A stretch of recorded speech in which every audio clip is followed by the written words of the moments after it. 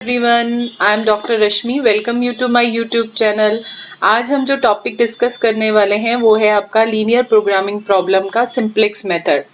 ये वो मेथड है जिसपे कई बार एनटीए नेट में भी क्वेश्चन पूछे गए हैं। कई कॉलेज एग्जाम्स के अंदर जहाँ पर क्यूटी पढ़ाया जाता है वहाँ पर ये टॉपिक आता है क्वेश्चन के अंदर। तो इस टॉपिक को आज हम डिस्कस करने वाले हैं। इससे पहली वाली वीडियो के अंदर मैंने आप लोगों को ग्राफिकल मेथड बताया था। हमने ग्राफिकल मेथड का एक एग्जाम्पल भी करा था, ठीक है। तो वो प्रीवियस वीडियो के अंदर आप जाकर देख सकते हैं अगर आपको नहीं आता तो। आज हम जो मेथड करेंगे दैट इज सिंप्लेक्स मेथड, ठीक है। अगर आप लोगों को ये वीडियो अच्छी लगे तो please like, subscribe and share my channel. तो स्टार्ट करते हैं। सबसे पहले हम बात करते हैं व्हाट इज सिंप्लेक्स मेथड, क्या है और किसने डेवलप किया था। तो सिंप्लेक्स मेथड जो है बेसिकली किसने डेवलप किया था, जॉर्ज डेंचिंग ने 1946 के अंदर इसे क्या करा था, डेवलप किया था। It is the most popular method, ये हमारा क्या है, मोस्ट पॉपुलर मेथड था to solve the linear programming problem. जो हमारी लीनियर प्रोग्रामिंग प्रॉब्लम है उसको सॉल्व करने के लिए हमारा ये क्या है, बहुत मोस्ट पॉपुलर मेथड है जिसको हम यूज करते हैं। हमारे पास दो ही मेथड है, मेनली दो मेथड जो हमारे आते हैं। पहला होता है ग्राफिकल और सेकंड क्या होता है, सिंप्लेक्स। ग्राफिकल मेथड बेसिकली हम कहाँ यूज करते हैं, जब हमारे डिसीजन वेरिएबल जो होते हैं ना वो हमारे पास अगर दो होते हैं, ठीक है। जैसे हमने लास्ट वीडियो के अंदर, अगर आपको नहीं पता तो मैंने बताया था x1 x2 is your decision variables. तो जब हमारे डिसीजन वेरिएबल्स दो होते हैं तो उसमें हम कौन से मेथड का यूज करते हैं, we can use the graphical method, ठीक है। बट अगर हमारे पास डिसीजन वेरिएबल मोर देन 2 होते हैं तो हम कोशिश करते हैं, या हम कह सकते हैं एडवाइजेबल है ये कि हम कौन सा मेथड यूज करें, सिंप्लेक्स मेथड, सो दैट हम लेंथी ग्राफिकल जो हमारी है कैलकुलेशन या कॉम्प्लेक्सिटी उसको अवॉइड कर सके। तो वहां पर हम किसका यूज करते हैं, सिंप्लेक्स मेथड का। Simplex method is not only used to examine all the feasible solution, it deals with the small and unique set of feasible solution. feasible solution and optimal solution, मैंने आप लोगों को last time बताया था कि कोई भी प्रॉब्लम है, ठीक है, कोई भी प्रॉब्लम है तो उसका जो सॉल्यूशन होता है, जो हम सॉल्यूशन निकालते हैं जो हमारे हर कंस्ट्रेन को फुलफिल करता है, वो क्या कहलाता है आपका, that is called your feasible solution. और हमेशा फिजिबल सॉल्यूशन से ही हम कौन सा सॉल्यूशन फाइंड करते हैं, we can find the optimal solution. तो मैंने प्रीवियस वीडियो के अंदर इसको एक्सप्लेन किया था।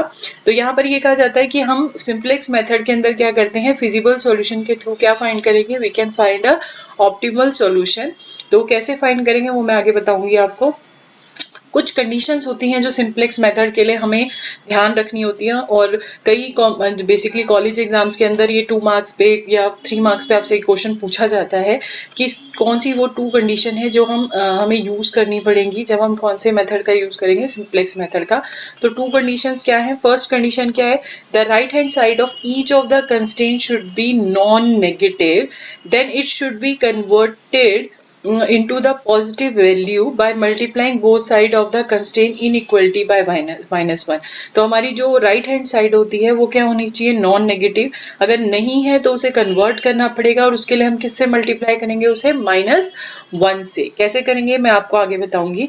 Second, each of the decision variable of the problem should be non negative. तो हर जो डिसीजन वेरिएबल है, चाहे x1 है, x2 है, x3 है, वो क्या होना चाहिए, शुड बी नॉन नेगेटिव, ठीक है।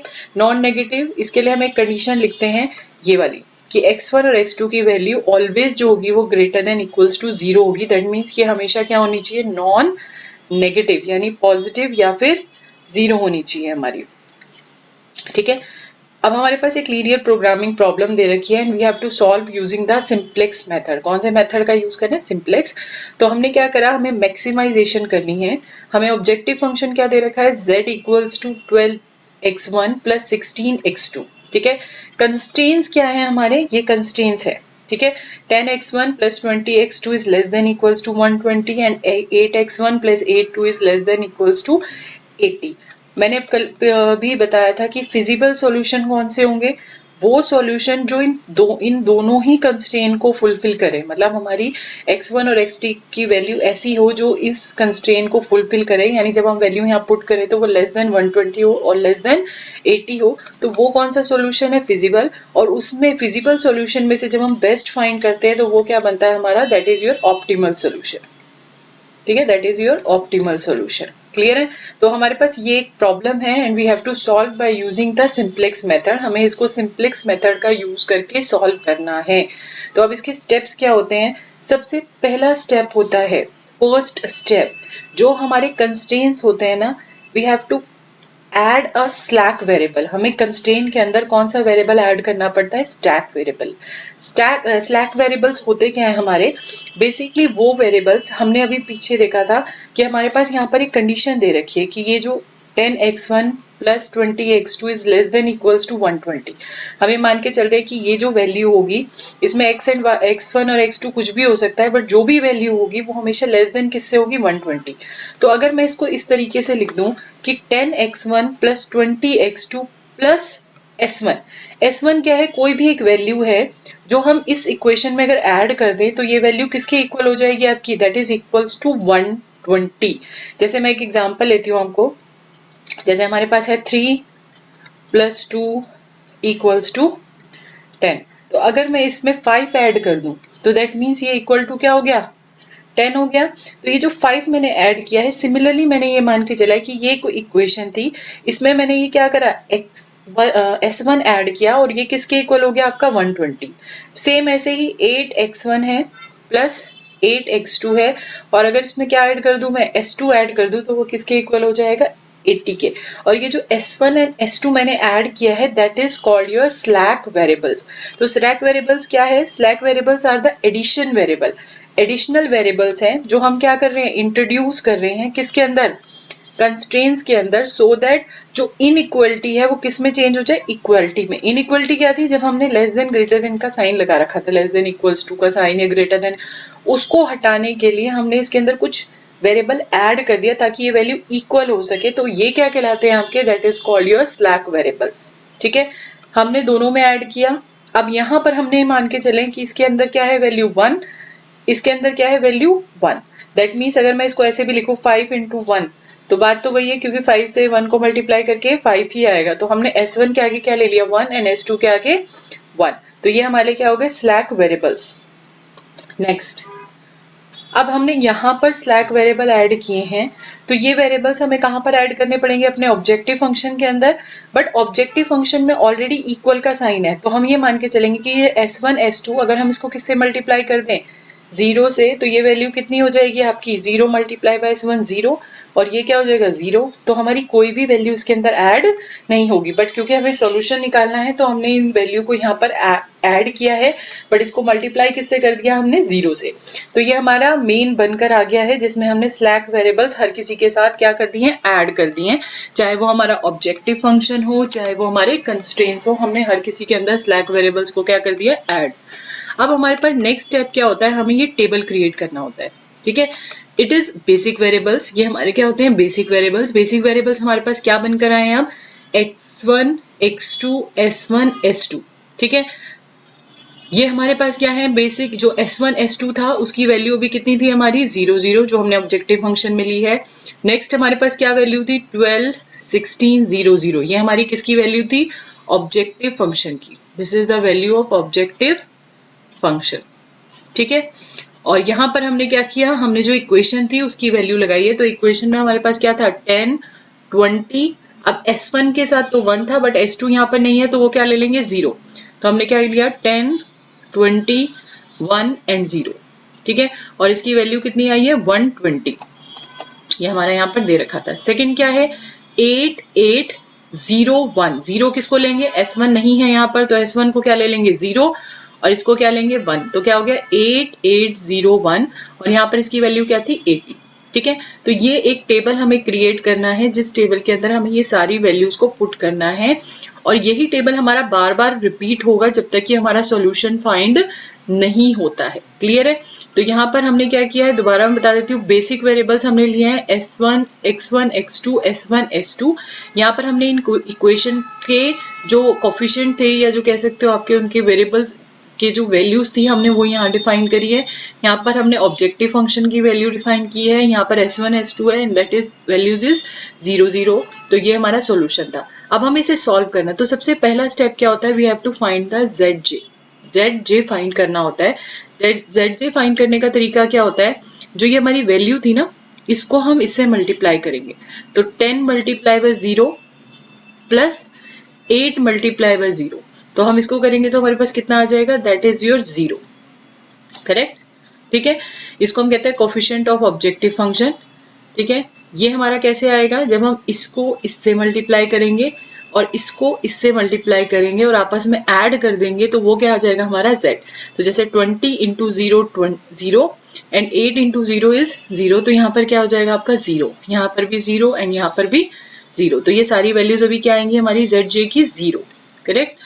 अब हमारा नेक्स्ट स्टेप क्या होता है, ये वैल्यू आने के बाद हमें क्या वैल्यू फाइंड करनी होती है, we have to find the cj minus zj। पहला स्टेप क्या था, टेबल बनाना। सेकंड स्टेप क्या था हमारा, हमें फाइंड करना था zj। zj कैसे फाइंड होगा, इसको इससे मल्टीप्लाई करना है, यानी cb इंटू जो हमारी ये वैल्यू है कोफिशिएंट की, इसके साथ हमें इसे मल्टीप्लाई करना है और इसको इसके साथ और आपस में ऐड करना है। अब cj कहाँ था हमारा, दैट इज 12, तो 12 माइनस 0 क्या आ जाएगा 12, 16 माइनस 0 क्या आ जाएगा 16, 0 माइनस 0 तो क्या आ जाएगा 0 एंड 0 माइनस 0, यही था ना, हमें इसकी वैल्यू को इसकी वैल्यू से माइनस करना था, तो ये हमारे पास निकल के वैल्यू आ गई, करेक्ट। अब हमें क्या करना होता है, हमें क्या करना है, हमें कुछ कंडीशन चेक करनी है जिसको हम कहते हैं ऑप्टिमलिटी कंडीशंस, जो ये कहती है कि अगर हमें मैक्सिमाइजेशन निकालना है तो ये जो भी वैल्यू cj माइनस zj की आ रही है वो ऑलवेज क्या होनी चाहिए, that is less than equals to 0। But अगर हमें मिनिमाइजेशन निकालना है तो ये वैल्यू क्या होनी चाहिए, greater than equals to 0, correct. तो अभी हमारा मैक्सिमाइजेशन का केस था, तो ये वाली सारी वैल्यूज क्या होनी चाहिए, नेगेटिव होनी चाहिए।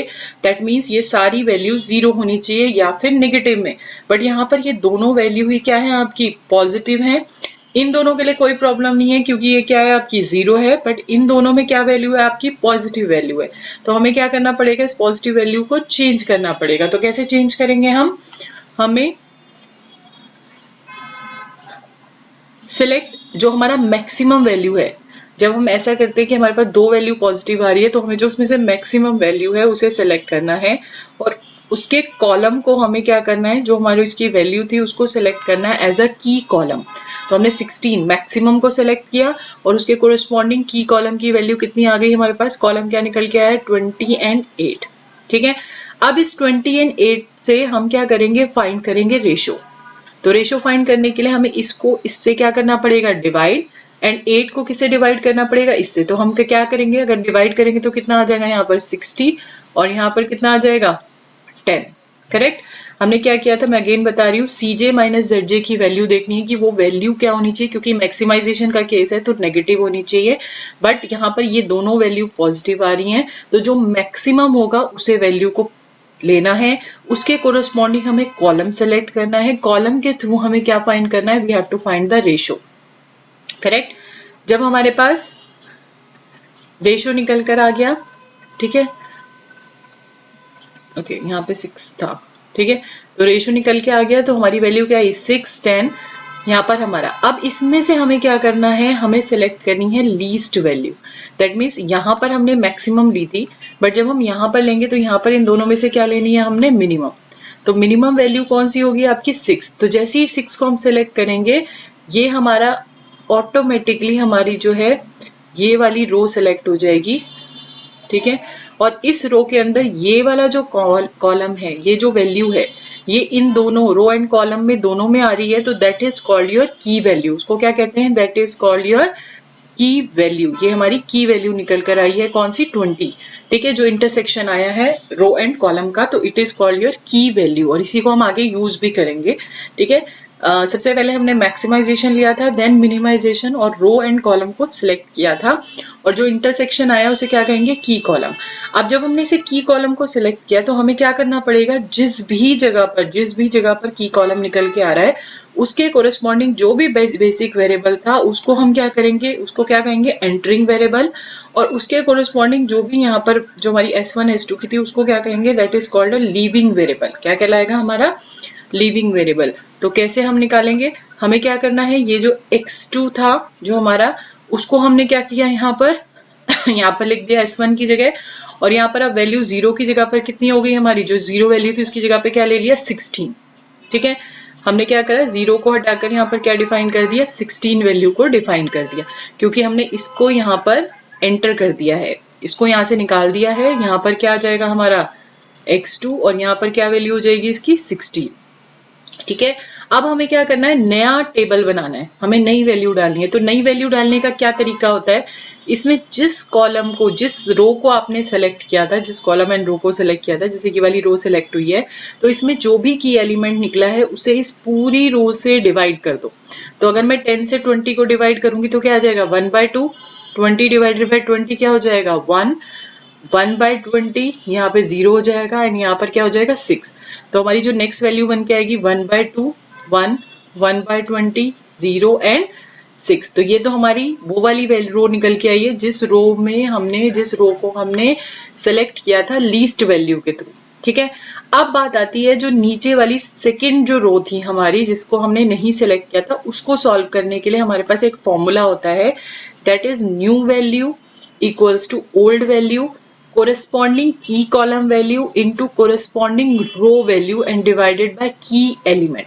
ये हमारा फॉर्मूला है जो हमें सेकेंड रो जो सिलेक्टेड थी उसके लिए तो हमें कुछ नहीं करना, की एलिमेंट से उसको डिवाइड करना है, बट जो हमारा सिलेक्टेड नहीं है उसके लिए हमें क्या करना पड़ेगा, हमें नया फॉर्मूला लगाना पड़ेगा, जो फॉर्मूला मैंने बताया। अब जैसे इसमें ओल्ड वैल्यू कितनी थी पुरानी 8, करेक्ट। तो यहाँ पर हमने क्या किया, चलो इस वाली के लिए हम सॉल्व करते हैं। यहाँ पर ओल्ड वैल्यू कितनी है 8, ठीक है।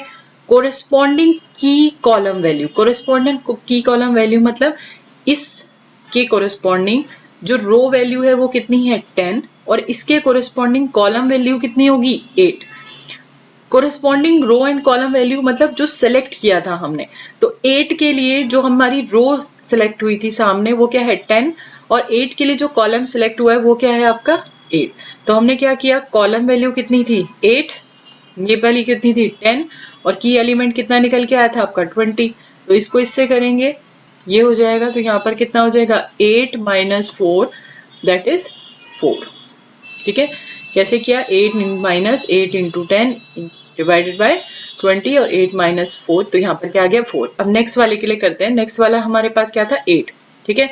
तो हमारी 8 वैल्यू है ओल्ड वैल्यू माइनस, अब इसके कोरेस्पॉन्डिंग रो वैल्यू कितनी है आपकी 20, बट इसके कोरेस्पॉन्डिंग कॉलम वैल्यू क्या होगी, कॉलम ये खुद ही सिलेक्टेड है तो कॉलम वैल्यू भी क्या होगी 8 ही होगी आपकी डिवाइडेड बाय 20। तो इसको इससे करेंगे तो 8 - 8 क्या हो जाएगी 0, तो यही हमारी वैल्यू निकल के आ रही है दैट इज 0, करेक्ट।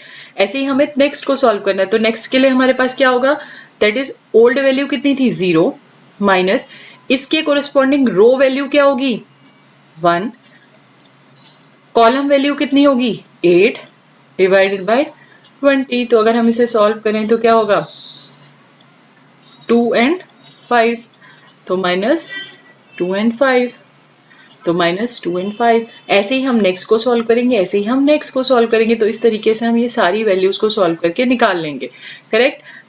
ये चीज हमें ध्यान रखनी है, अगेन मैं बता रही हूँ कि हमारी रो वैल्यू तो ये है, अगर इस कॉलम को ले रहे हो तो इसके कोरेस्पॉन्डिंग रो वैल्यू 1 होगी, 1 को ले रहे हो तो इसके कोरेस्पॉन्डिंग रो वैल्यू क्या है 0, अगर 80 को ले रहे हो तो इसके कोरेस्पॉन्डिंग रो वैल्यू क्या है आपकी 120, बट कॉलम वैल्यू हमेशा क्या रहेगी आपकी 8 ही रहेगी, क्योंकि यही कॉलम आपका सिलेक्टेड है।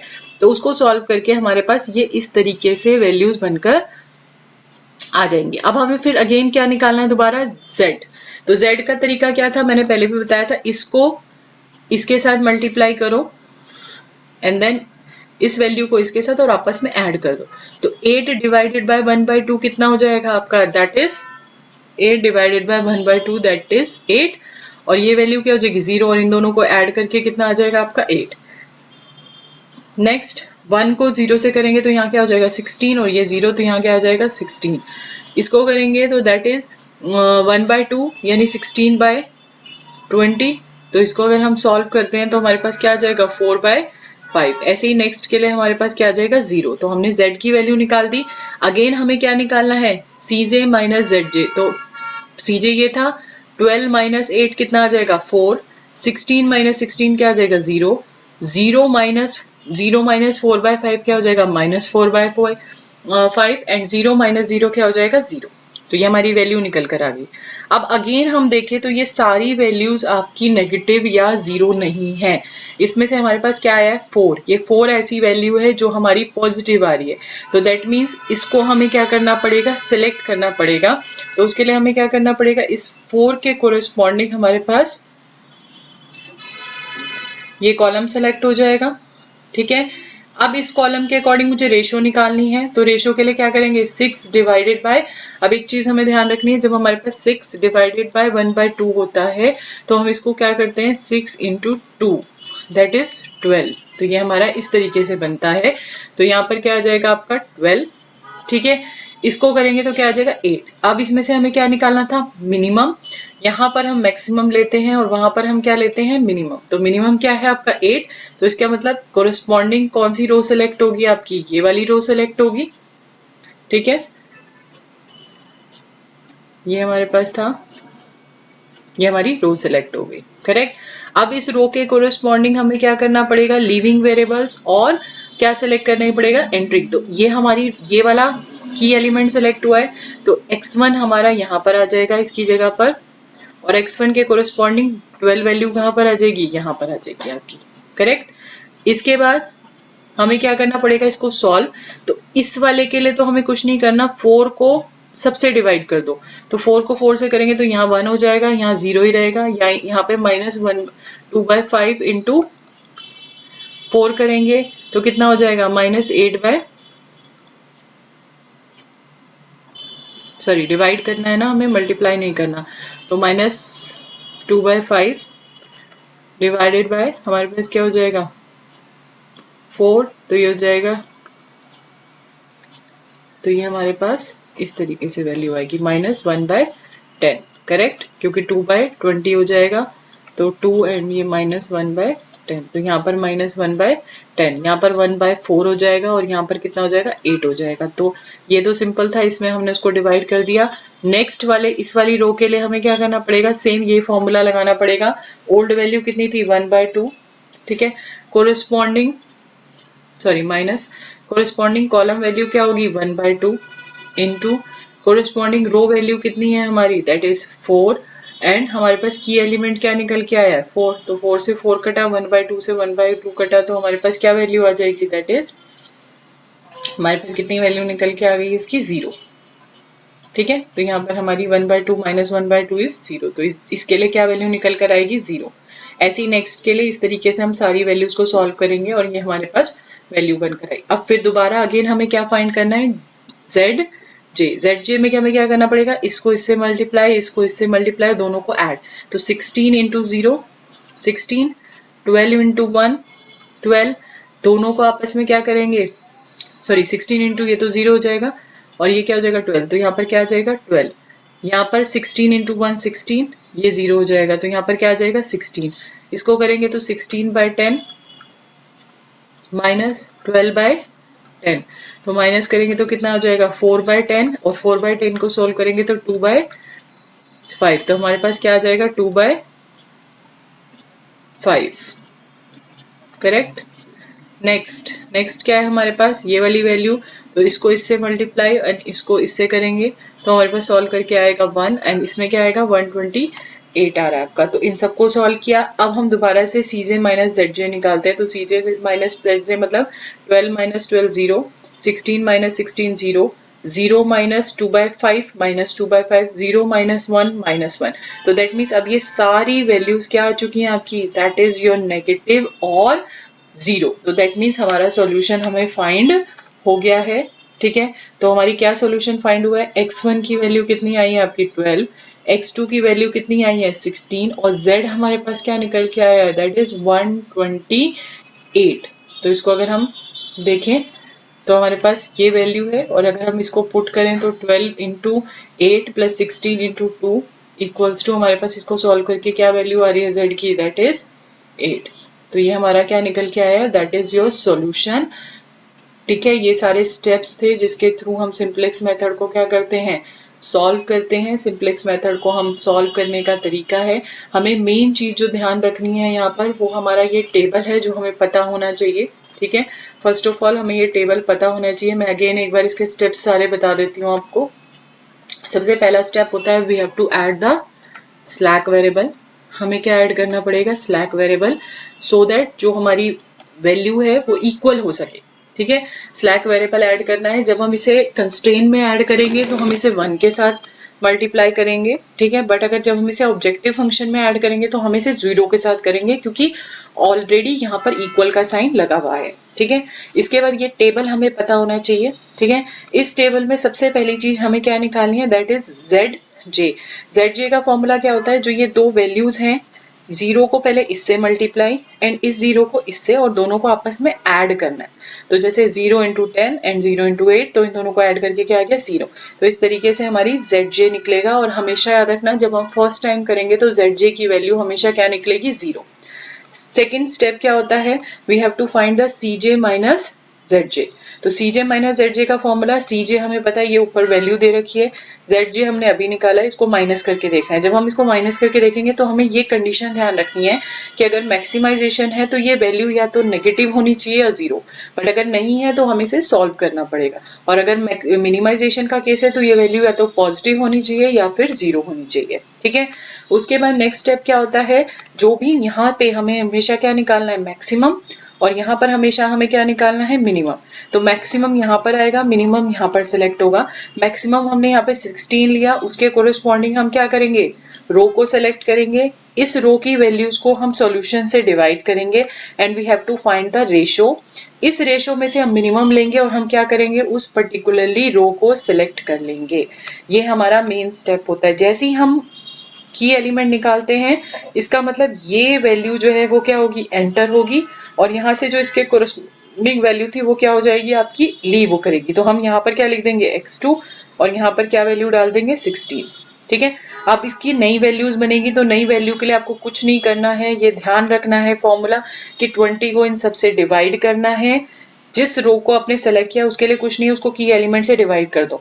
बट जो दूसरी रो होती है उसके लिए एक फॉर्मूला होता है जो मैंने आपको बताया था, दैट इज न्यू वैल्यू, ठीक है, equals to old value minus corresponding key value into corresponding row value divided by key element. तो इसके थ्रू हम क्या करेंगे, सारी वैल्यूज को निकालेंगे, देन अगेन ZJ निकालेंगे, फिर CJ माइनस ZJ करेंगे, फिर चेक करेंगे कि वो वैल्यू क्या होनी चाहिए, नेगेटिव या 0।